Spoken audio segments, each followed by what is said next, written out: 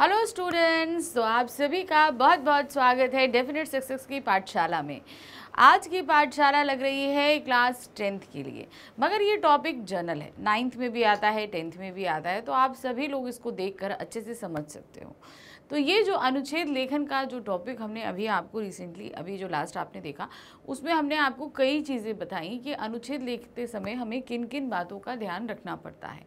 जैसे हमने बताया कि जो है आप शब्द जो है थोड़े से अलग लो, साधारण बोलचाल की भाषा से अलग लीजिए ताकि थोड़ा प्रभाव छोड़ें।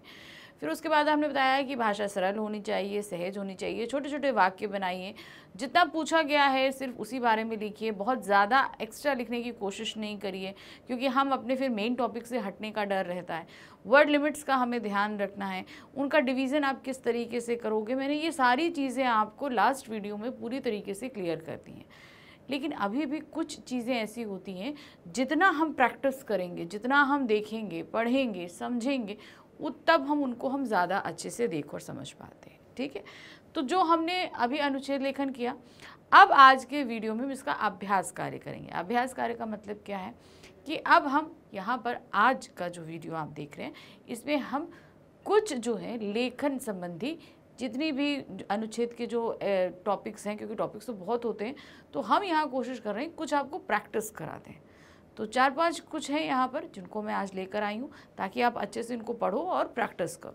ठीक है, बाकी टेक्निक तो मैं आपको सारी चीज़ें बता ही चुकी हूँ, किन किन चीज़ों पे ध्यान रखना है। हाँ, एक चीज़ और बता देती हूँ कि जब बोर्ड एग्ज़ाम में या आपके इंटरनल, जैसे क्लास 9th वाले अगर देख रहे हैं और 10th वाले देख रहे हैं, तो 10th तो आपका इंटरनल भी होगा, प्री बोर्ड्स भी होंगे और बोर्ड भी होंगे, 9th वालों के इंटरनल एग्ज़ाम्स होंगे। तो इन सभी के लिए मैं ये चीज़ बोलूँगी कि जब भी आपके पास अनुच्छेद लेखन आता है तो कम से कम 2 से 3 ऑप्शंस आपके पास दिए रहते हैं। जो भी ऑप्शन दिया है, आप जो भी अटेम्प्ट करने जा रहे हैं, सबसे पहले आप अपनी एग्ज़ाम कॉपी का न्यू पेज लेना।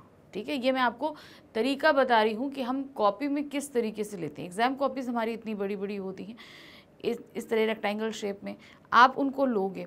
उनको लेने के बाद न्यूज़ पेज लेते ही जो भी आप ऑप्ट कर रहे हो, 3 में से जो भी आपको लिखना है, सबसे पहले उसका शीर्षक लिख देना। ठीक है, शीर्षक लिखने के बाद उसके जो संकेत बिंदु हैं उन्हें लिखना। ठीक है, जो संकेत बिंदु दिए हैं उनको लिखना। उनको लिखने के बाद नीचे से आप उसी के नीचे, संकेत बिंदुओं के नीचे से ही आप उसको पूरा लिखना, अनुच्छेद लिखना शुरू कर देना। अब वो जब अनुच्छेद लिखने जाओगे आप, तो उसी पेज पर वो एंड नहीं होगा। क्लियर?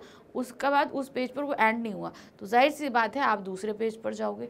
तो दूसरे पेज तक आप देख लेना कहाँ तक आ रहा है। फुल पेज तो नहीं आएगा क्योंकि अगर 120 वर्ड्स भी हैं तो वो वहाँ तक आ जाएगा। आने के बाद में जहाँ तक भी आ रहा है, अब उसी अनुच्छेद के तुरंत बाद आपके बाद नेक्स्ट क्वेश्चन आता है पत्र का। तो अब अगर मान लो आपके पास हाफ पेज गया और हाफ पेज बाकी, आप उसी के नीचे से पत्र शुरू कर दोगे, ये काम नहीं करना। पत्र के लिए फिर से न्यू पेज लेना, मतलब लेखन कार्य आपके पास जितने भी आएंगे वो सारे आप न्यू पेज से ही स्टार्ट करोगे। जैसे सबसे पहले लेखन कार्य में अनुच्छेद शुरू होता है, अनुच्छेद जहाँ पे भी खत्म हो फिर उसके बाद पत्र आता है, फिर उस पत्र को न्यू पेज पे लिखना, न्यू पेज लेना, वहाँ से शुरू करना। फिर उसके बाद आपका विज्ञापन लेखन आएगा, उसके लिए फिर से न्यूज़ पेज लेना। सूचना लेखन आए या संदेश लेखन आए, जो कोई भी आए, फिर से आप उसको न्यू पेज लेना। लघुकथा लेखन आए, न्यू पेज। स्ववृत्त लेखन, न्यू पेज। ईमेल लेखन, न्यू पेज। जो भी लेखन कार्य हमेशा न्यू पेज से ही स्टार्ट करना, चाहे लास्ट क्वेश्चन के बाद आपके जितना भी स्पेस छूटा हो उसे आप छोड़ देना, वहाँ से आप नहीं लिखना।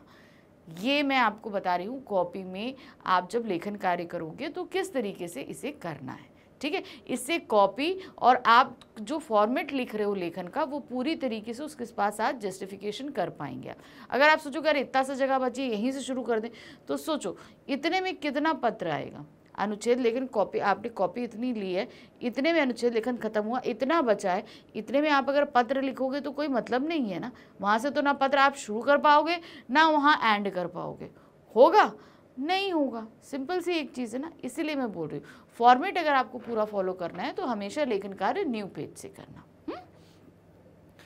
तो चलिए पहले अब हमारे पास जो उदाहरण आ रहा है अनुच्छेद लेखन का क्या है, महानगरों की यातायात को सुखद बनाती मेट्रो रेल। अथवा यात्रा सुखद बनाती मेट्रो रेल, कुछ भी है, मेन है आपसे मेट्रो रेल के ऊपर पूछा जा रहा है। तो ये तो हमारा शीर्षक रहा। संकेत बिंदुओं पर ध्यान दीजिए। महानगरों का भीड़ भाड़ युक्त जीवन, भाई इतना ज़्यादा भीड़ है तभी तो मेट्रो की रिक्वायरमेंट पड़ी। दूसरा है मेट्रो रेल की आवश्यकता, हमने बताया भाई इतनी भीड़ है तो तभी मेट्रो की आवश्यकता पड़ी। मेट्रो रेल के लाभ क्या हैं, और सुखद यात्रा का ये साधन है। तो ये 4 पॉइंट्स हैं। जो भी आपकी शब्द सीमा दी गई है उसकी मिनिमम सीमा जो भी है उसको आप इन चारों में डिवाइड कर लो। मान लो अगर आपके पास 100 से लेकर 120 तक है तो 100 को बांट लो, यानी कि 25 वर्ड्स ईच में जाएगा। मान लो अगर आपके पास 120 दिया गया है तो उस कंडीशन में क्या करोगे, 120 के लिए आप इसको इस पूरा इक्वली तो डिवाइड नहीं हो पाएगा, अगर हाँ हो जाएगा बिल्कुल 30 वर्ड्स में आ जाएगा, आप इस तरीके से कर सकते हो, 30 वर्ड्स में ले आओ। ठीक है, तो ये आपको ध्यान रखना है कि कैसे आपको डिवीज़न करना है। जो भी आपकी मिनिमम जो शब्द सीमा दी गई है उसे आप डिवाइड कर लो इन 4 में, और जो मैक्सिमम है वो इन हैंड आपके पास वर्ड्स रहेंगे। लिखते समय अगर बढ़ भी जाए तो टेंशन नहीं रहेगी आपको। चलिए अब हम यहाँ पर पहला है महानगरों का भीड़ भाड़ युक्त जीवन, यहाँ से शुरू करेंगे। फिर हम मेट्रो रेल की आवश्यकता पड़ी, इसके कारण इससे क्या लाभ हुए हैं, हम लोग बहुत जल्दी टाइमली अपनी जगह पहुँचते हैं, चीपर रहता है, बहुत सारी चीज़ें हैं। फिर है सुखद यात्रा का साधन, सब कुछ इसे एक्सप्लेन करेंगे। देखिए कैसे है। महानगर सुख सुविधा के केंद्र माने जाते हैं। इसी सुख सुविधा का आकर्षण लोगों को अपनी ओर खींचता है, जिससे लोग महानगरों की ओर पलायन करते हैं। इसका परिणाम यह होता है कि महानगर भीड़ भाड़ का केंद्र बनते जा रहे हैं।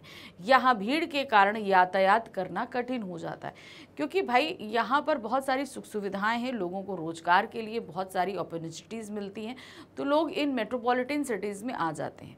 नतीजा ये होता है कि बाहर की सिटीज़ के लोग जब इतने सारे यहाँ काम करने के लिए आते हैं तो यहाँ पर बहुत भीड़ हो जाती है, और भीड़ हो जाती है तो ट्रैवल करना मुश्किल हो जाता है। हम एक जगह से इवन अपने घर से ऑफिस भी हमारे लिए मुश्किल हो जाता है जाना। यहाँ कामकाज के सिलसिले में लोगों को लंबी यात्राएं करनी पड़ती हैं, जो भीड़ के कारण दुष्कर हो जाती हैं। थोड़ी दूर की यात्रा भी पहाड़ पार करने जैसी हो जाती है। ऐसे में आवागमन को सरल, सुगम और सुखद बनाने के लिए ऐसे साधन की आवश्यकता महसूस होने लगी जो इसका समाधान कर सके। महानगरों में आवागमन की समस्या को हल किया है मेट्रो रेल ने। बहुत ज़्यादा, मतलब जो आप कहते हैं ना, आप जैसे दिल्ली जैसे सिटीज़ में चले जाइए, मेट्रो लाइफलाइन मानी जाती है। आज मेट्रो रेल दिल्ली के अलावा अन्य महानगरों जैसे मुंबई, जयपुर, लखनऊ, चेन्नई आदि में संचालित करने की योजना है। बहुत सारी ऐसी जगह हैं जहां ऑलरेडी चल चुकी भी हैं और कई जगह अभी प्रोसेस में है, जिन पर जोर शोर से काम हो रहा है। मेट्रो रेल का संचालन खंभों पर पटरियां बिछाकर जमीन से काफ़ी ऊंचाई पर किया जाता है। आपने मेट्रो रेल देखा होगा तो कुछ एक्स्ट्रा एफर्ट, कई जगह तो क्या होता है अंडरग्राउंड्स भी गई हैं जहां ऊपर नहीं बन सकता। तो अंडरग्राउंड क्या है ना, आजकल बहुत जगह जो है वो आपको सप्लाईज वगैरह जाती हैं, वाटर सप्लाई है, इलेक्ट्रिसिटी सप्लाई, इसलिए अंडर जो ग्राउंड बहुत कम जगह पर है, लेकिन मोस्टली जो है वो ऊपर के साइड में की जाती हैं।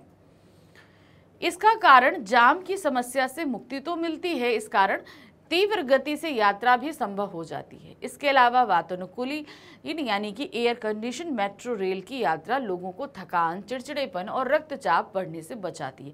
जैसे हम लोग लोकल कन्वेंस करते हैं, बस करें तो उसमें एसी तो होता नहीं है, तो क्या है ना, बहुत घबराहट होती है गर्मियों के टाइम में खासतौर, लेकिन मेट्रोस क्या होती हैं, एयर कंडीशनर्ड होती हैं, तो इस वजह से ये सारी परेशानियां हम लोग के सामने नहीं आती। इस यात्रा के बाद भी थकान की अनुभूति नहीं होती है। मेट्रो में लोगों की बढ़ती भीड़ इसका स्वयं में प्रमाण है कि सब लोग अब मेट्रो में बहुत ज़्यादा रश होने लगा। इसका सबसे बड़ा कारण ये है कि लोग इसे पसंद कर रहे हैं। हमें मेट्रो रेल के नियमों का पालन करते हुए स्टेशन और रेल को साफ सुथरा बनाना चाहिए ताकि ये सुखद यात्रा सदा वरदान जैसी बनी रहे। तो कहने का तात्पर्य, अगर ये हमारी सुविधा के लिए ही चलाई गई है, क्योंकि हम जो एक जगह से दूसरी जगह जाते हैं अपने ऑफिस के लिए, सबके लिए, कॉलेजेस के लिए, कोचिंग के लिए, तो रास्ते बहुत मुश्किल हो जाते हैं, लंबे हो जाते हैं, और खास तौर से गर्मी, बरसात और जाड़े के टाइम ये जो एक्सट्रीम कंडीशंस हो जाती हैं उनमें तो और परेशानी होती है। लेकिन ये मेट्रो रेल हमें इन सारी मुसीबतों से बचाती है। तो जब ये हमारी सुविधा के लिए बनी है तो हमारा ये कर्तव्य है कि हम इनको साफ रखें, सुथरा रखें, पूरी तरीके से, रेल भी और स्टेशन भी। चलिए अब आ जाते हैं हम अपने नेक्स्ट ऑप्शन पे। नेक्स्ट ऑप्शन में देखिए कैसे टॉपिक दिए गए हैं। मानव जीवन पर विज्ञापनों का असर, अथवा विज्ञापनों की दुनिया कितनी लुभावनी, अथवा मानव मन को सम्मोहित करते विज्ञापन। तो बेसिकली क्या है, आज का युग एडवर्टाइजमेंट का युग माना जाता है।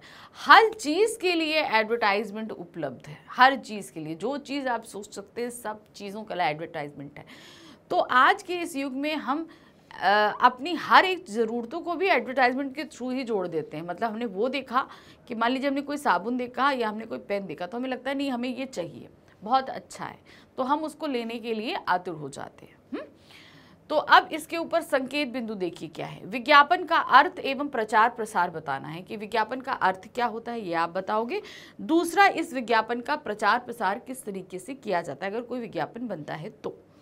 विज्ञापनों की लुभावनी भाषा, अब इनकी भाषा भी ऐसी अट्रैक्टिव होती है कि आप इसमें फंसी जाओगे। आप अगर चाहे टीवी पे देख लो, चाहे आप किसी न्यूज़पेपर में पढ़ लो, बहुत ही अट्रैक्टिव लैंग्वेज होती है।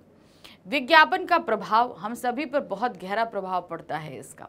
विज्ञापन के लाभ और हानि, तो ये फिर से 4 पॉइंट्स दिए गए हैं। इन चारों को आप इक्वली डिवाइड करो कि एक में आप कितने वर्ड्स का लिखोगे और फिर लिखना तुरंत शुरू कर दो। मतलब आपको जो एक वर्ड लिमिट्स को लेकर हमेशा टेंशन रहती है ना कि हम वर्ड लिमिट्स के कहीं बाहर ना चले जाएं, तो मैंने इसका एक आसान तरीका आपको यही बताया है कि अनुच्छेद लेखन में मिनिमम लिमिट्स जो आपकी होगी उसे आप जो है इन संकेत बिंदुओं में इक्वली डिवाइड कर दो। जब डिवाइड कर दोगे तो जो मैक्सिमम लिमिट की जो जितनी भी रेशियो है वो आपके पास में है। आप आसानी से एकदम दिल खोल कर काम करो, कोई दिक्कत नहीं आएगी। ठीक है, तो ये देखिए, ये सोचिए कि अगर ये काम हम डायरेक्ट एग्जाम में जाकर करें तो वो मत करना, वो गड़बड़ा जाएगा। मैंने अगर आज आपको बताया है तो इसको आप अभी आज से प्रैक्टिस करना शुरू करो। एक अनुच्छेद उठाओ, उसके जो 4 पॉइंट्स हैं उसमें इक्वली वर्ड लिमिट्स करो, क्योंकि आप सभी की हैंडराइटिंग अलग अलग होती है। एक लाइन में कितने वर्ड्स आएंगे ये तो हम भी नहीं बता सकते ना। तो आप चेक करो कि आप एक लाइन में कितने वर्ड्स दिखते हो, क्योंकि एग्जाम कॉपी और हमारी जो नॉर्मल घर की कॉपी होती है उनमें फ़र्क होता है ना फ़र्क। तो वही चीज़ आपको ध्यान रखनी है कि वो किस तरीके से आप करोगे। शुरू करते हैं इस अनुच्छेद को। ज्ञापन में वी उपसर्ग लगाने से विज्ञापन शब्द बना। ठीक है, ज्ञापन में वी शब्द लगाने से, जिसका शाब्दिक अर्थ है सूचना या जानकारी देना। विज्ञापन का तात्पर्य क्या होता है? सूचना देना या जानकारी देना। दुर्भाग्य से आज विज्ञापन का अर्थ सिमटकर वस्तुओं की बिक्री बढ़ाकर लाभ कमाने तक ही सीमित रह गया। तो अब पहले क्या था, विज्ञापन का अर्थ होता था हमें किसी चीज़ की नॉलेज देना या सूचना देना, इसके संबंध में होता था। लेकिन आज क्या हो गया है, इसका ज़्यादा से ज़्यादा प्रचार प्रसार कीजिए और लाभ कमाइए, सिर्फ यहीं तक रह गया है इसकी ज़रूरत। वर्तमान समय में विज्ञापन का प्रचार प्रसार इतना बढ़ गया है कि अब तो कहीं भी विज्ञापन देखे जा सकते हैं।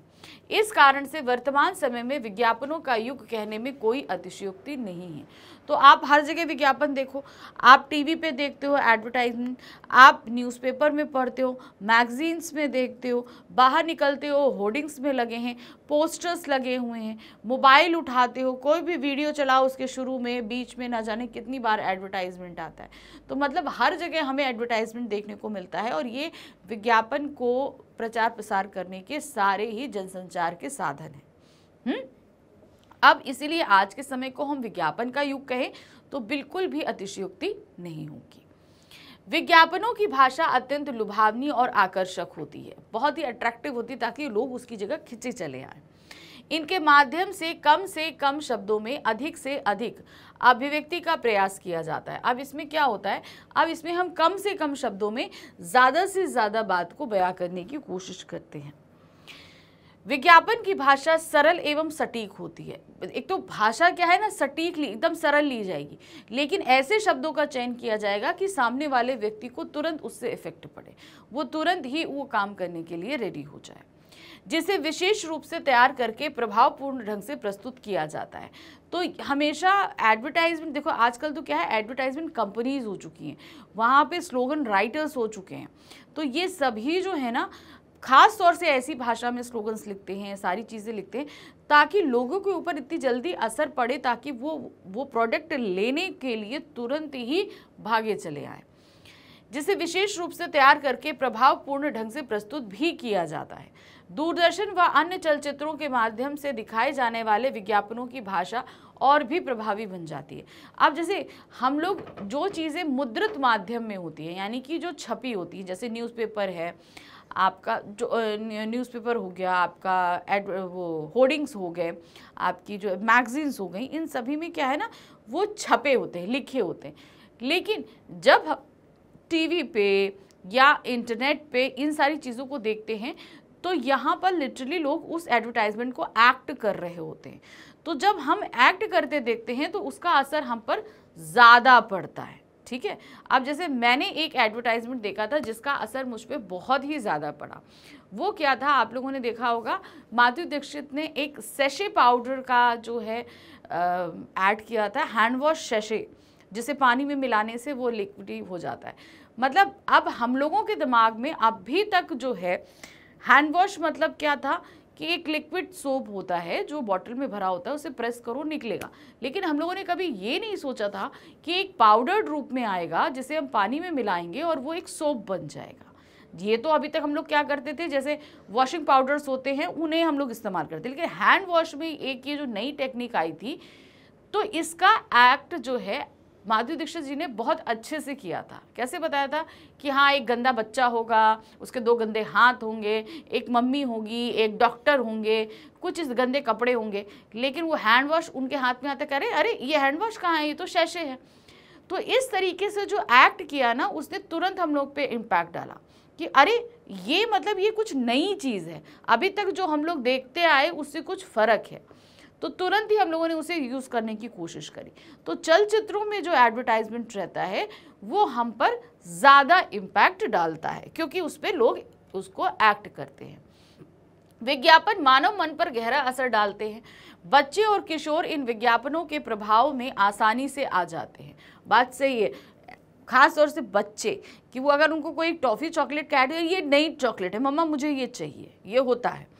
विज्ञापनों का प्रस्तुतिकरण, उनमें प्रयुक्त नारी देह का दर्शन, उनके हाव भाव और अभिनय मानव मन पर जादू सा असर कर सम्मोहित कर लेते हैं। यह विज्ञापनों का असर है कि हम विज्ञप्ति वस्तु में खरीदने का लाभ संवरण नहीं कर पाते हैं। यानी कि जो चीज़ें विज्ञप्ति यानी जो विज्ञापन में दिखाई जा रही हैं, उन चीज़ों को करने के लिए हम बिल्कुल भी अपने आप को रोक नहीं पाते हैं। हम इतना ज़्यादा उन विज्ञापनों से अट्रैक्ट हो जाते हैं। और लिटरली मैंने जब वो सैशे वाला ऐड देखा था ना, तो मैंने तुरंत ही उसे मार्केट में खोजना शुरू किया कि नहीं, मुझे वो सैशे जो हैंड वॉश वाला सैशे चाहिए। तुरंत ही मैंने उसको मार्केट में खोजना शुरू किया कि नहीं, ये तो मुझे लेना है। और अपने आप को लोग रोक भी नहीं पाते हैं। विज्ञापन उत्पादक और उपभोक्ता दोनों के लिए लाभकारी है। यानी कि जो हमारे लिए, हम उपभोग करने वाले उपभोक्ता हैं, हमारे लिए भी लाभकारी है कि हमें तरह तरह की प्रोडक्ट्स की जानकारियाँ मिलती हैं। और जो इसके क्या है क्या कहते हैं उत्पादक हैं, जो इसको बना रहे हैं, उनके लिए लाभकारी है, क्योंकि उन्होंने जो प्रोडक्ट्स बनाया है उनकी जानकारी वो हम तक ईजी तरीके से पहुँचा पाते हैं। इसके माध्यम से हमारे सामने चुनाव का विकल्प सुलभ, तो विक्रेताओं को भी भरपूर लाभ होता है। विज्ञापन के कारण वस्तुओं का मूल्य बढ़ भी जाता है। कारण है कि भाई विज्ञापन बनाने में जो पैसा खर्च हुआ है वो कॉस्ट भी वो प्रोडक्ट में जोड़ दिया जाता है, जो कि नुकसानदेह है। इसमें वस्तुओं के गुणों को बढ़ा चढ़ाकर प्रस्तुत किया जाता है, अतः हमें विज्ञापनों से सावधान रहना चाहिए। तो यहाँ पर बताया उन्होंने कि विज्ञापन जो है वो विज्ञापन बनाने में जितना पैसा लगता है उसे प्रोडक्ट कॉस्ट में जोड़ दिया जाता है, जिसका इम्पैक्ट हम पर ही पड़ता है। ठीक है। दूसरी चीज़ ये होती है कि यहाँ पर जब विज्ञापन दिखाए जाते हैं तो उसकी जो क्वालिटी है वो कुछ ज़्यादा ही बढ़ा चढ़ाकर बोल दी जाती है, जो कभी कभी गलत भी साबित होती है। इतनी क्वालिटीज़ उस प्रोडक्ट में होती नहीं, तो ये उसकी कुछ हानियाँ भी हैं। अब आते हैं हम तीसरे अनुच्छेद पे। यहाँ क्या दिया है, त्योहारों का बदलता स्वरूप अथवा त्योहारों पर हावी भौतिकवाद। अब क्या है, पहले जो त्यौहार होते थे वो घर के ट्रेडिशनल फूडिंग है, बस चीज़ें। अब त्यौहार ने धीरे धीरे भौतिकवादिता ले ली है। अब हम लोगों को दिखाने के लिए कंपटीशन वाइज हम त्योहारों को मनाने लगे हैं। देखिए क्या है, मानव जीवन और त्यौहार, भारतीय संस्कृति के अभिन्न अंग हैं त्यौहार। त्योहार में आते बदलाव, हमारा दायित्व और वर्तमान स्वरूप। तो ये कुछ 5 पॉइंट्स दिए गए हैं। जो भी आपकी मिनिमम लिमिट है, वर्ड लिमिट है, इनको आप इसमें बांट दीजिए और लिखना स्टार्ट करिए। मनुष्य और त्योहारों का अटूट संबंध है। मनुष्य अपने थके हारे मन को उत्साहित एवं आनंदित करने के साथ ही ऊर्जान्वित करने के लिए त्योहार मनाने का कोई न कोई बहाना खोज ही लेता है। कभी महीना बदलने पर, कभी नई ऋतु आने पर और कभी फसल पकने की आड़ में मनुष्य प्राचीन समय से त्योहार मनाता है। यानी कि हमारे जीवन में चाहे मौसम बदले, कोई नई चीज़ हो, उसे हमने हमेशा उसे फेस्टिवल के रूप में मनाना शुरू कर दिया है। फेस्टिवल इसलिए नहीं कि हाँ एक परंपरा है, हाँ इसलिए क्योंकि फेस्टिवल मनाने से हमारे जीवन में एक नया संचार आता है, एक नया उत्साह आता है। ये त्योहार मानव के सुख दुख, हंसी खुशी, उल्लास आदि व्यक्त करने का साधन भी होते हैं। त्योहार हमारी संस्कृति के अभिन्न अंग बन गए हैं। इसके माध्यम से हमारी संस्कृति की झलक मिलती है। त्योहारों के अवसर पर प्रयुक्त परिधान, रहन सहन का ढंग, नृत्य गायन की कलात्मकता आदि से संस्कृति के दर्शन होते हैं। अब जैसे हम लोग हैं, त्योहारों में अलग तरह के ट्रेडिशनल थोड़ी सी ड्रेसेस पहनते हैं। हमारे खाने पीने, हम लोग ट्रेडिशनल फूडिंग बनाते हैं। देखिए जना, जैसे होली होती है या दीपावली, जो मेन त्यौहार है, अगर हम आएँ तो होली में हम लोग के यहाँ क्या बनता है, होली में हम लोग गुजिया बनाते हैं जो उस समय का है, पापड़ वगैरह बनाए जाते हैं, चकली बनती है, तरह तरह के नमकीन बनते हैं, बहुत होता है ना, नए नए कपड़े पहनते हैं ट्रेडिशनल में। उसी तरह हम दीपावली में आ जाए तो दीपावली में पूजा होती है, तो उस दौरान हम लोग पूरी तरीके से ट्रेडिशनल वेयर में रहते हैं। घर में बाहर रंगोली बनती है, घर को खूब सजाया जाता है, लाइटिंग की जाती है, तरह तरह के पकवान बनते हैं। कितने तरह के पकवान बनते हैं घर में, कितनी तरह तरह की मिठाइयाँ बनती हैं, पूड़ी कचौड़ियाँ बनती, बहुत सारी चीज़ें बनती है ना। तो वो क्या करते हैं, हमारे जीवन का एक अभिन्न अंग बन जाता है, हमारी हंसी खुशी और उल्लास का। त्योहार के अवसर ये हो गया, ये त्योहार हमारी एकता को मजबूत बनाते हैं। वर्तमान में भौतिकवादिता के कारण बदलाव आया है, तो ये सारी चीज़ें हमें एक होने का भाव देती हैं कि हाँ हम सभी एक हैं, मिलजुल कर बहुत अच्छे से त्योहारों को मनाते हैं। इस भाव का देखिए, हम लोग क्या कहते हैं, दीपावली और होली तो मनाते हैं, तो जब ईद होती है तो हम जैसे उनके घर भी जाते हैं, ईदी में मिलने के लिए, ईद में मिलने के लिए सेवइयाँ खाते हैं। बहुत सारे लोग तो अपने घरों में भी उस दिन सेवइयाँ बनाते हैं, होता है ना। तो ये मिलजुल कर त्योहार। अब आज प्रेजेंट समय में क्या हो गया है, हम भौतिकवादी हो गए हैं, प्रैक्टिकल हो गए हैं, चीज़ों को खाली उपभोग करना चाहते हैं। तो इस भागम भाग भरी ज़िंदगी में, यानी कि जहाँ पर हम कोई भी काम, हमें इस काम से क्या फ़ायदा है हम देखने लगे हैं, इतना हम प्रैक्टिकल हो गए हैं, तो अब इनका असर भी त्योहारों पर पड़ने लगा है। लोगों की भागम भरी जिंदगी की व्यस्तता और काम से बचने की प्रवृत्ति के कारण अब त्योहारों पर उस हंसी खुशी उल्लास से नहीं मनाए जाते जैसे पहले मनाए जाते थे। आज लोगों के मन में धर्म, जाति, भाषा, क्षेत्रीयता और संप्रदाय की कट्टरता के कारण दूरियां बढ़ी हैं। अब क्या है ना, समाज में ही हम लोगों के बीच धर्म है, जाति है, भेदभाव है, और सबसे बड़ी बात है कि आजकल हम लोग अपनी लाइफ में इतने ज़्यादा व्यस्त हो चुके हैं कि इन त्योहारों को हम अच्छे से मना भी नहीं पाते। बस भागते दौड़ते, जो चीज़ें हो जाएं, क्योंकि हम ऑलरेडी अपनी भागम भाग ज़िंदगी से बहुत ज़्यादा थक चुके होते हैं। तो ये त्यौहार जो हैं वो हम उतने उल्लास से नहीं मना पाते हैं। अब तो त्योहारों के अवसर पर दंगे भड़कने का भय स्पष्ट रूप से लोगों को आतंकित किए रहता है कि कब हमारे जो त्योहारों और किस तरह का दंगा भड़क जाए, ये एक डर भी अंदर रहता है। इस कारण लोग इन त्योहारों को जैसे तैसे मनाकर इतिश्री कर देते हैं, मतलब जैसे तैसे मनाओ और ख़त्म करो जैसा हो जाता है। त्योहारों को हंसी खुशी मनाने के लिए धार्मिक कट्टरता त्यागनी चाहिए तथा प्रकृति के निकटता बनाने का प्रयास करें, क्योंकि कोई भी त्यौहार है वो हमें हमेशा प्रकृति के निकट ही लेकर जाता है। तो अगर हमें उससे निकटता चाहिए तो अपने अंदर के जितने भी ये मैल हैं इनको हमें निकालना होगा।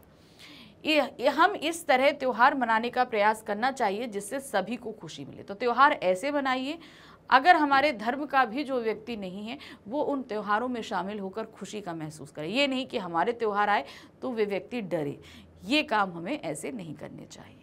चलिए, तो हमारा तीसरा अनुच्छेद भी यहाँ खत्म हुआ। अब हम आ गए अपने चौथे अनुच्छेद पे।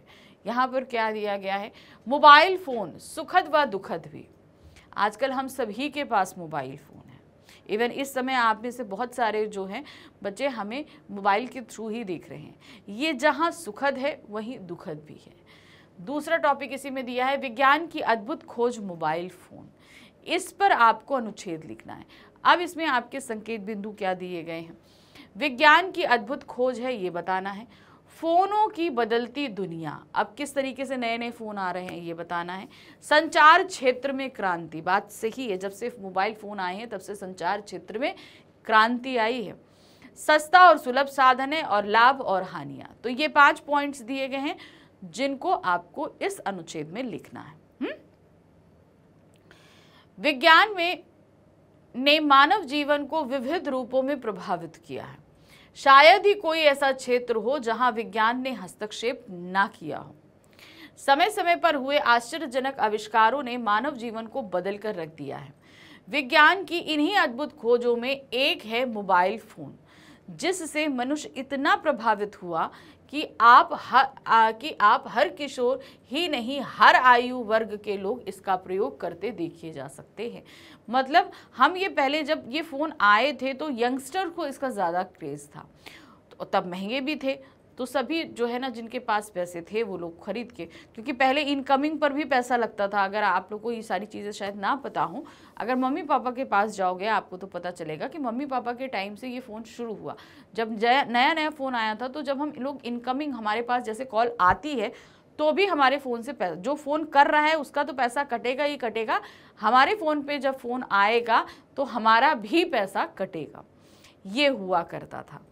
तो मतलब उस समय बहुत ज़्यादा कॉस्टली चीज़ थी, लेकिन तब भी लोगों ने इसे वेयर करना शुरू कर दिया था। लेकिन आज तो क्या है, देखिए इतना सस्ता हो चुका है मोबाइल, इसके प्लान्स की आज सभी के हाथों में, चाहे वो यंग हो, चाहे बूढ़ा हो, किसी भी एज ग्रुप में हो, इवन कोई भी वर्ग का हो, हम के लिए कह रहे अमीरों के पास ही, मिडिल क्लास हो, गरीब हो, रिक्शे वाला हो, इवन भिखारियों तक के पास आजकल मोबाइल मिलते हैं, एंड्रॉयड मोबाइल्स मिलते हैं। आप सोचिए ज़रा, तो वास्तव में मोबाइल फ़ोन इतना उपयोगी और सुविधापूर्ण साधन है कि हर व्यक्ति इसे अपने पास रखना चाहता है और इसका विभिन्न रूपों में प्रयोग भी कर रहा है।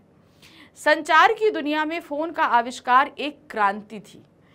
तारों के माध्यम से जुड़े फ़ोन पर अपने प्रियजनों से बात करना एक रोमांचक अनुभव था। शुरू में फ़ोन महंगे और कई उपकार ले जाना संभव था।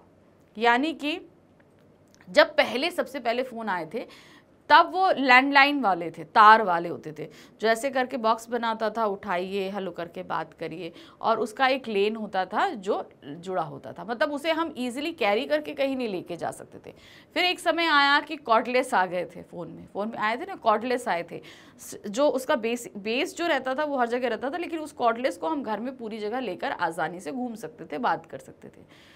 फिर और बदलाव आया, ये मोबाइल फ़ोन आए। अब इसे हम घर के अंदर ही नहीं, बाहर नहीं, शहर के बाहर या देश के बाहर भी लेके जा सकते हैं और हर जगह हमें कनेक्टिविटी मिलेगी।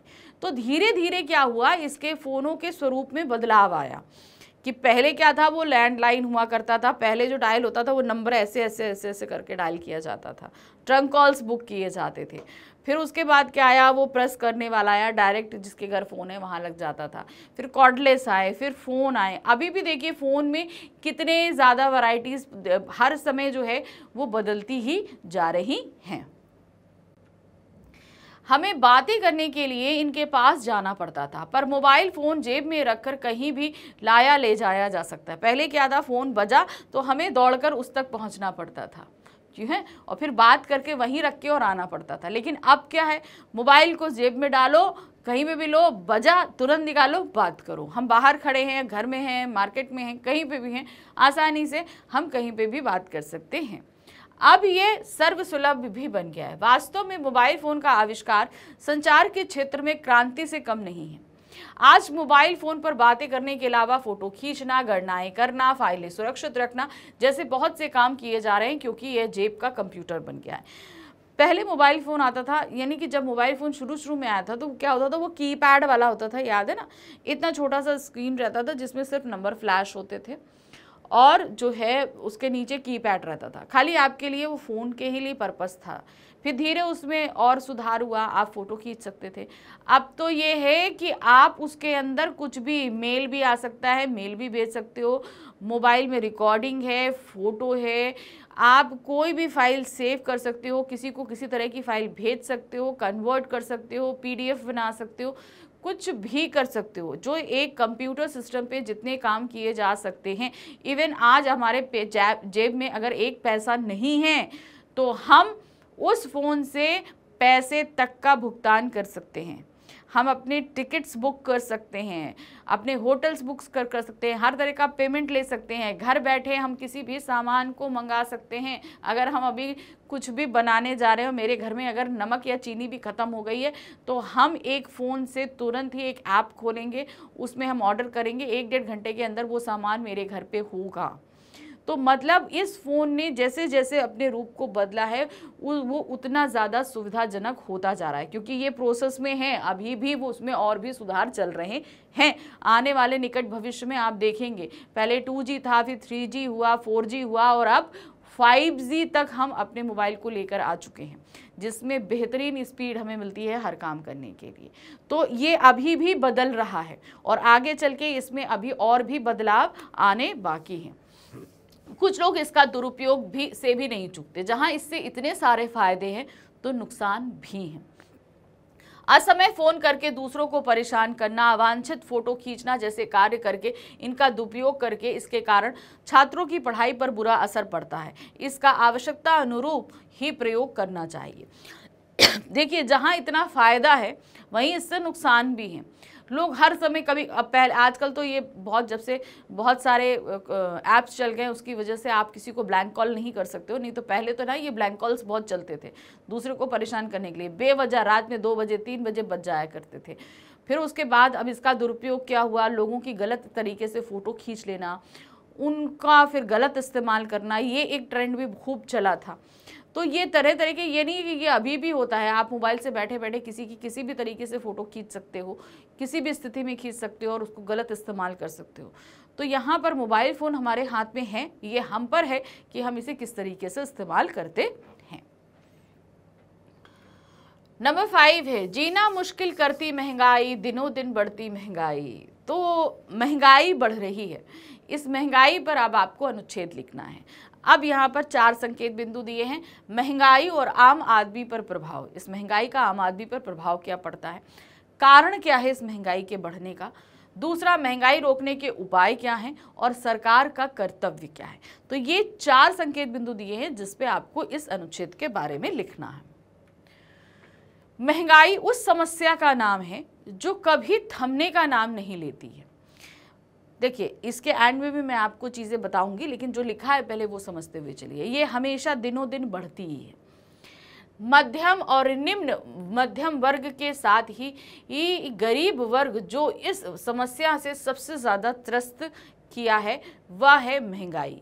तो मिडिल क्लास हो या लोअर मिडिल क्लास हो या बिल्कुल ही आपका लोअर क्लास हो, इन सभी को सबसे ज़्यादा महंगाई इफ़ेक्ट करती है, क्योंकि इन लोगों की इनकम जो है वो एक बंधी हुई होती है। तो इस कंडीशन में अगर हमारे पास एक बंधी मुश्त रकम आ रही है और उससे हमें हर महीना चलाना है, खासतौर से मजदूर वर्ग जो है, मजदूर वर्ग की इनकम तो बहुत मिनिमम होती है, उनको क्या है, पर डे कमाना है, पर डे खाना है। उसमें भी अगर हर एक चीज़ दिन पर दिन महंगी होती जाएगी तो उनके लिए खाने की थाली से धीरे धीरे एक एक चीज़ कम हो जाती है। समय बीतने के साथ ही वस्तुओं का मूल्य निरंतर बढ़ते जाना महंगाई कहलाता है। समय जैसे जैसे टाइम होता है वैसे वैसे, जैसे अब यहाँ पर ये टाइम नहीं है कि दोपहर के 2 बजे या 4 बजे, टाइम का यहाँ तात्पर्य है कि हर दिन में, आज के दिन में किसी का रेट इतना है तो कल के दिन में उसका रेट बढ़ सकता है या 15 दिन बाद बढ़ सकता है, फिर धीरे धीरे जैसे कोई चीज़ का सीज़न रहता है तो वो सीज़न में सस्ता रहेगा, लेकिन जैसे जैसे सीज़न ख़त्म होने लगेगा वो चीज़ महंगी होने लगती है। जैसे मान लीजिए सपोज़ मटर है, मटर ठंड के टाइम आती है, तो ठंड के टाइम जब ये आना शुरू करती है नवंबर के टाइम में, तो नवंबर के टाइम में ये थोड़ी हाई कॉस्ट में रहती है, आपको 200 रुपये किलो, 250 रुपये किलो इस तरीके से मिलेगी। लेकिन फिर जैसे जैसे उसकी बहुतायत बढ़ती है तो वो थोड़ी कम हो जाती है, 30, 40, 20 रुपये किलो इस तरीके से मिलती है। फिर एक समय आता है कि वो मौसम ख़त्म होने वाला है, उसका सीज़न ख़त्म होने वाला है, तो जब वो जाने लगती है तो फिर वो अपने रेट में उछाल मारती है। तो ये समय के साथ इसका उतार चढ़ाव चलता है। इसके कारण वस्तुएं आम आदमी की क्रय शक्ति से बाहर हो जाती हैं। जब भाई दिन पे दिन चीज़ें महंगी होती जाएंगी तो वो जो कम कमाने वाला व्यक्ति है उसके हाथ से वो चीज़ें पहुंच से बाहर होने लगती हैं। ऐसा व्यक्ति अपनी मूलभूत आवश्यकताएं तक पूरा नहीं कर पाता है। ऐसी स्थिति में कई बार व्यक्ति को भूखे पेट सोना पड़ता है। महंगाई के कारणों को ध्यान में देखने पर पता चला कि इसे बढ़ाने में मानवीय और प्राकृतिक दोनों ही कारण जिम्मेदार हैं। आखिर ये महंगाई बढ़ती क्यों है? तो इसके लिए 2 कारण जिम्मेदार मिले, एक मानवीय, दूसरा प्राकृतिक। मानवीय कारणों में लोगों की स्वार्थवृत्ति, लालच, अधिकाधिक लाभ कमाने की प्रवृत्ति, जमाखोरी और असंतोष की भावनाएं। यानी कि हम ज़्यादा क्वांटिटी में किसी चीज़ को अगर स्टोर कर ले तो उस कंडीशन में क्या होगा कि वो चीज़ मार्केट में ज़्यादा नहीं जाएगी, और कम जाएगी तो उसके रेट बढ़ जाते हैं। तो ये होती है स्वार्थ प्रवृत्ति, यानी कि इस चीज़ से हम पैसा ज़्यादा कमा लें। इसके अलावा त्याग जैसे मानवीय मूल्यों की कमी भी इसे बढ़ाने में आग में घी का काम करती है। तो त्याग नहीं होना ये और एक मुसीबत का काम होता है कि रेट बढ़ जाते हैं। सूखा, बाढ़, असमय वर्षा, आंधी, तूफान, ओलावृष्टि के कारण जब फसलें खराब होती हैं तो उसका असर उत्पादन पर पड़ता है। प्राकृतिक जो प्रलय आता है उसकी वजह से भी क्या होता है, जो फसलें हैं वो नष्ट हो जाती है। तो जब उत्पादन ही नहीं हुआ तो चीज़ें कम क्वांटिटी में बची हैं मार्केट में, जिसकी वजह से उनके रेट बढ़ जाते हैं। इससे एक अनार 100 बीमार वाली स्थिति पैदा होती है और महंगाई बढ़ती है। महंगाई रोकने के लिए लोगों ने मानवीय मूल्यों का उदय होना चाहिए ताकि वे अपनी आवश्यकता अनुसार ही वस्तुएं खरीदें। जैसे कभी कभी जो जैसे लोग होते हैं, हमें पता है कि मार्केट में अभी प्याज आपको मिल रहा है 20 रुपये किलो, मगर आने वाले समय में ये महंगा हो जाएगा क्योंकि मौसम की मार पड़ेगी या इसका ज़्यादा उत्पादन नहीं हुआ। तो कुछ लोग क्या करते हैं, इसे अपने घर में स्टोर कर लेते हैं। मान लीजिए मेरे घर में 1 महीने के प्याज की रिक्वायरमेंट है 50 किलो, तो हमने 50 किलो लेकर रख लिया। अब 50 किलो हमने 1 महीने के लिए रखा, हमने सोचा चलो 2 महीने के ले लेते हैं और इसकी क्वांटिटी बढ़ा लेते हैं, ठीक है। तो हमने 2 महीने का स्टोर करके रख लिया। नतीजा ये हो कि मार्केट से उतना प्याज निकल गया ना, कम हो गया। तो अगर हर आदमी ऐसा सोचने लगेगा तो अपने पास स्टोर करेगा, मार्केट में वो चीज़ अपने आप कम हो जाएगी और फिर महंगी हो जाएगी। तो हमें क्या करना है कि सबसे पहले जो है हमें कोशिश करनी है कि जमाखोरी नहीं करनी है किसी भी हाल में। इसे रोकने के लिए जनसंख्या वृद्धि पर भी लगाम जाए, यानी कि अब जितने लोग खाने के लिए होंगे तो खाना के लिए उतनी चीज़ें देनी पड़ेंगी। नतीजा क्या होगा, मार्केट में आपको सामान भी उतना ही ज़्यादा। तो जनसंख्या पे भी हमें वृद्धि पर भी हमें रोक लगानी है। महंगाई रोकने के लिए सरकारी प्रयास भी अत्यावश्यक है। सरकार को चाहिए कि वह आयात निर्यात नीति की समीक्षा करे और जमाखोरों पर कड़ी कार्रवाई करे और आवश्यक वस्तुओं का वितरण रियायती मूल्य पर सरकारी दुकानों के माध्यम से करे। तो ये सरकार कुछ प्रयास कर सकती है जिससे महंगाई रोकी जा सकती है। अब हमारे पास एक उदाहरण और है, ये लास्ट है, चलिए देखते हैं क्या है। बच्चों की शिक्षा में माता पिता की भूमिका। हम सभी एजुकेशन लेते हैं, मैंने भी जब पढ़ाई करी तो हमारे माँ बाप ने हमें बहुत सपोर्ट किया। उसी तरह आप पढ़ रहे हो तो आपके माँ बाप भी आपको बहुत सपोर्ट करते हैं। तो उनकी भूमिका क्या रहती है, इसे आपको कुछ संकेत बिंदुओं में बताना है। पहला है शिक्षा और माता पिता, दूसरा है शिक्षा की महत्ता यानी कि शिक्षा की इम्पोर्टेंस, उत्तरदायित्व और शिक्षा विहीन नर पशु के समान, ये बताना है। तो हमने इसको क्या किया है, एक श्लोक के साथ शुरू किया है। क्या दिया, माता शत्रु पिता बैरी येन न बालो पाठिता न शोभते सभा मध्य हंस मध्य वको यथा। तो यहाँ इसका तात्पर्य क्या है, इसका अर्थ है अर्थात वे माता पिता बच्चे के लिए शत्रु के समान होते हैं जो अपने बच्चों को शिक्षा नहीं देते। वे बच्चे शिक्षितों की सभा में उसी तरह होते हैं जैसे हंसों के बीच बगुला। यानी कि माता पिता, इनकी बहुत बड़ी भूमिका होती है किसी भी बच्चे के भविष्य के निर्माण के लिए। तो उस बच्चे का अगर भविष्य निर्माण आप करना चाहते हैं तो बहुत ज़रूरी है कि उसे शिक्षा दीजिए। और जो माता पिता बच्चे को शिक्षा देने का महत्व नहीं जानते, वो माता पिता अपने बच्चे के लिए शत्रु के समान होते हैं, क्योंकि वैसा बच्चा जब बड़ा होता है और शिक्षितों की सभा में जाकर खड़ा होगा तो हंसों के बीच में एक बगुले की तरह होता है। एक बच्चे के लिए परिवार प्रथम पाठशाला होती है और माता पिता उसके प्रथम शिक्षक होते हैं। यानी कि घर से ही हम सबसे पहले सब कुछ चीज़ें, हम लिखना पढ़ना बाद में, शिक्षा का मतलब ये नहीं कि हम सिर्फ लिखना पढ़ना सीखें वही शिक्षक है। हम कैसे बोलते हैं, कैसे बैठते हैं, कैसे दूसरों के साथ बिहेव करते हैं, कैसे खाते हैं, कैसे चलते हैं, ये सारी चीज़ें शिक्षा के अंतर्गत ही आती हैं। और ये सारी चीज़ें हम घर से सीखना सबसे पहले शुरू करते हैं। माता पिता यहाँ अभी अपनी भूमिका का उचित निर्वाह तो करते हैं, पर जब बच्चा विद्यालय जाने लायक होता है तब कुछ माता पिता उसके शिक्षा दीक्षा पर ध्यान नहीं देते। यानी कि आपने घर पर खाना पीना चलना बोलना सब कुछ तो सिखा दिया, लेकिन बच्चा जब स्कूल पहुंचा तो स्कूल में वो किस तरीके से शिक्षा ग्रहण कर रहा है, इस चीज़ पर अगर माता पिता निगरानी नहीं रखते, ध्यान नहीं देते, तो वो भी गलत है। क्योंकि तब तो उसने स्कूल में क्या किया ना किया, मतलब वो अपने आप से हो जाता है, उसका वो उतना तो उसने किया, उसके बाद वो पढ़ाई पर ध्यान नहीं देता और अपने बच्चों को स्कूल नहीं भेजते। ऐसे में बालक जीवन भर के लिए निरक्षर की विशेष महत्ता एवं उपयोगिता है। तो अब यहाँ पर ऐसा बालक जीवन भर के लिए क्या हो जाता है, निरक्षर हो जाता है। शिक्षा के बिना जीवन अंधकार में हो जाता है। कभी वह शाहकारों के जंगल में फंस जाता है तो कभी लोभी दुकानदारों के। अगर वो अनपढ़ है तो वो, अब अगर अनपढ़ है तो जाहिर सी बात है उसके पास काम करने के क्राइटेरियाज बहुत कम होते हैं, लिमिटेड होते हैं। अगर वो अनपढ़ है तो वो मिट्टी खोद सकता है, ढो सकता है, मजदूरी कर सकता है, यही जो अनपढ़ों के काम होते हैं। लेकिन पढ़ों लिखों की कैटेगरी में वो नहीं आ पाएगा, तो वो ऐसे कोई काम कर नहीं पाता है। तो अब यहाँ पर उसके साथ क्या है, उसका काम करने का जरिया जब लिमिटेड हो गया तो उसकी इतनी अर्निंग नहीं है, तो ये हमेशा कुछ ऐसे लोगों के चंगुलों में फंसने का डर रहता है जो उन्हें पैसा देकर किसी भी लोभ में आसानी से फंसा सकते हैं। उसके लिए काला अक्षर भैंस बराबर होता है। वह समाचार पत्र, पत्रिकाओं, पुस्तकों आदि का लाभ नहीं उठा पाता। उसे कदम कदम पर कठिनाइयों का सामना करना पड़ता है। ऐसे में माता पिता का उत्तरदायित्व है कि वह अपने बच्चे के पालन पोषण के साथ ही उसकी शिक्षा की भली प्रकार व्यवस्था करें। तो मतलब सिर्फ लालन पालन ही नहीं करना, उसे अच्छी शिक्षा देना है, ये भी एक माता पिता का उत्तरदायित्व होता है। कहा गया है कि विद्या विहीन नर की स्थिति पशुओं जैसी होती है। जो इंसान विद्या नहीं ग्रहण करता वो पशुओं के समान होता है, बस वह घास नहीं खाता। मतलब ऐसा होता है कि बस वो पशु के समान है, बस ये है कि वो घास नहीं खाएगा, दाल चावल सब्जी रोटी खाएगा, लेकिन सिर्फ घास नहीं खाता, लेकिन बाकी सब उसका सोचना बोलना कहना सब एक पशु के समान होता है। शिक्षा से ही मानव सभ्य इंसान बनता है। हमें भूल कर भी शिक्षा से मुंह नहीं मोड़ना चाहिए। आज जो लोग, आप मुझे बहुत सारे बच्चे देख रहे होंगे, तो जिन लोगों के लिए शिक्षा बोझ लगती है, ध्यान रखिए, ये कुछ समय होता है जब हमें शिक्षा ग्रहण करनी है, मगर इसका उपभोग हमें आगे, आज हम कह रहे हैं आप 15 साल अपनी लाइफ के दोगे शिक्षा ग्रहण करने में, लेकिन आप 50 साल उस शिक्षा से फायदा उठाओगे। जितनी अच्छी शिक्षा, आपको उतना अच्छा पोस्ट मिलेगा और उतने अच्छे से आप बैठकर आराम से जॉब करते हुए खा सकते हो।